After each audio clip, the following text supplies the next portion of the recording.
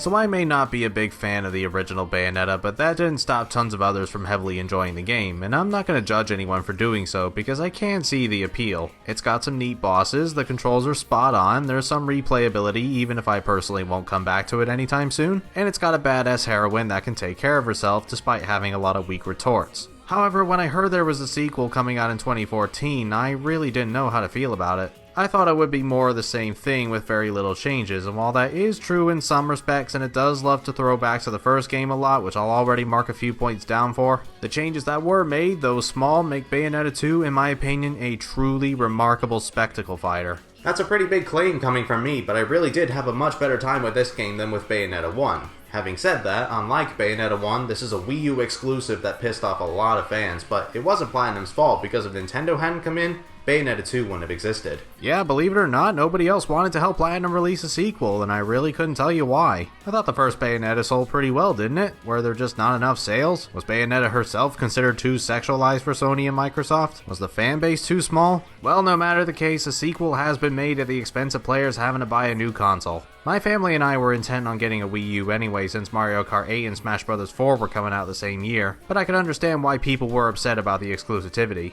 I'll definitely commend Platinum for sticking with it though and making the game look gorgeous as hell and run smooth as butter for a less inferior console compared to the PS4 and Xbox One. I think this could seriously pass as a game from either of those two consoles, and for a Wii U title, that's damn impressive. They still sometimes use those lazy storyboarded cutscenes however, which is the only time I think the presentation could have been a bit better. The story hasn't improved a lot either. It's a little more comprehensible than the first game, but not by much. A few months after the original, it's approaching Christmas time and Bayonetta and Enzo are doing some shopping, but more angels arrive and attack the city, which Bayonetta and a returning Jean manage to prevent, but while they're finishing them off by performing one of Bayonetta's Umbran climaxes, the demon that's summoned confusingly turns against her. Again, she manages to defeat it, but Jean gets attacked by the creature before it dies, and her soul is taken to the depths of Inferno, which is basically this game's version of Hell. This is the only time something like this happens with Bayonetta's climaxes though, and we never find out why. It was just an excuse for Jean to be in danger and send Bayonetta on her way to the sacred mountain of Fimbulventer to access Inferno and save her. But there's someone else who'd like to go to the mountain, which is this kid named Loki with stupid looking white dreadlocks and wearing what I swear is the puzzle box from Yu-Gi-Oh! Loki is an insufferable little squirt who's unfortunately got amnesia and needs to tag along with Bayonetta to reach Fimbulventer for reasons he's not sure of. There are plenty of not so shocking twists here and there with a returning Lumen Sage, time travel with this Umber Witch from the past the game keeps focusing on, Luca makes a few brief comebacks to exchange information, there's thankfully no Cereza to be seen, and we have to stop the main villain named Lobter who's actually the darker half of Loki and of course wants to use the eyes of the world to become a god and create the world in his own image. Once again, the story is overall just not that interesting, which is a shame because I would have thought Platinum would improve with their writing after the Wonderful 101's plot was so engaging. There's still plenty of witty banter, don't get me wrong, but the script isn't nearly as well written as the Wonderful 101, and I'm not sure how that is since this game's still directed by Hideki Kamiya. Well, the fact of the matter is the narrative's definitely better than the first game, just don't expect a masterpiece of storytelling.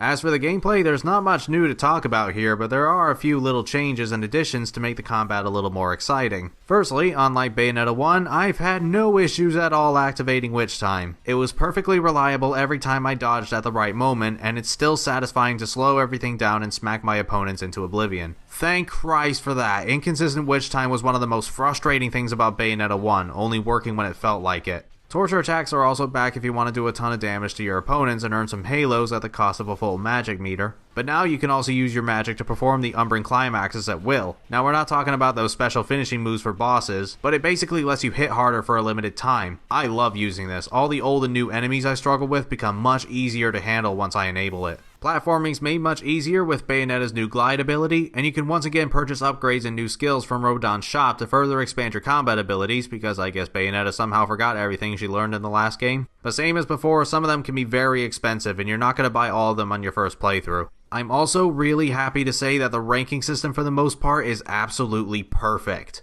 The game's much more generous with rewards, the penalties for dying or getting hit in battles aren't too severe, and you're allowed to use items without lowering your rank. It finally feels like it's my fault for not getting the pure platinum grades and not because of shoddy game design. Though you still need to search high and low for the secret fights in order to get a pure platinum trophy at the end. It is still annoying when you don't get the top rank because of attacks you didn't see coming, but that doesn't happen too often and rarely does the game get picky on what counts as a pure platinum grade. Things do get a bit crazy during the boss fights, however, which makes it hard to judge when to dodge at the appropriate times. Overall, Bayonetta 2 is definitely nowhere near as difficult as the first game, but I think it's a lot more fair and fun, whereas the original was continuously testing my patience. It's not as long as the first game either, only around 7 to 8 hours, but that makes replayability much more soothing to me. As much as I love the wonderful 101, even that was a little too long, I found, and the original Bayonetta could definitely drag at times, but I think Bayonetta 2 has the ideal length for a spectacle fighter. And damn are these boss fights good. These were such a sight to behold. Hell, even the boss at the end of the prologue is amazing. And that brief slow moment where Bayonetta's facing against the dragon looks so badass. Someone should make a poster of that. The bosses were the best part of Bayonetta 1 and they've made them even better here. Wait, is that supposed to be Phantom from Devil May Cry?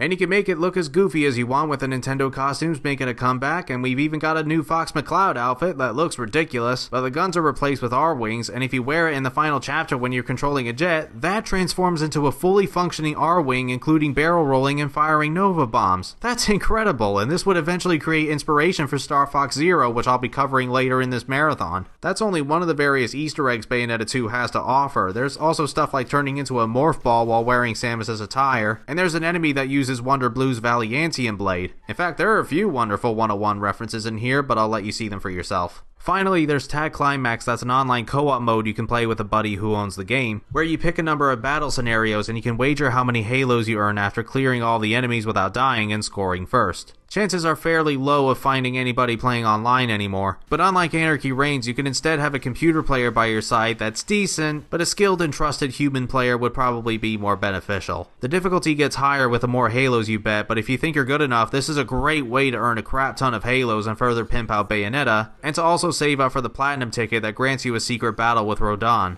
This was in the first game as well, but it would have taken you a lot of playthroughs to be able to earn it. Jeanne as a playable character was something else that was in the original, but you had to earn every single pure platinum trophy in one of the difficulties to play as her. In Bayonetta 2, you can play as her from the get-go, and she's awesome. Activating Witch Time is way more precise than with Bayonetta. In fact, most of the time I only get it to work by using the Bat Within ability, but her combo finishers are incredibly powerful, so give her a shot when you get the chance. I think it's pretty clear at this point that this game holds a special place in my heart. Like the wonderful 101, this was a pleasant surprise. I really didn't expect it to be this good. The story's still lacking in substance, but the gameplay knocks it out of the park. And also like the last video, once Moon River started playing during the credits, it was a fitting song that made me look back and marvel at how grand the journey was. Bayonetta 2 is some of the most fun I've had in an action game, and I highly recommend buying it. There's other stuff to do after you finish the game as well, like the lost chapters and obtaining newer high damaging weapons. I love mixing Chernobog with Alruna. You don't need to play the first game to enjoy this one, you can jump straight into it and not miss a thing. But if you do go into this after playing Bayonetta 1, you will notice all the callbacks, which may be a little grating to some.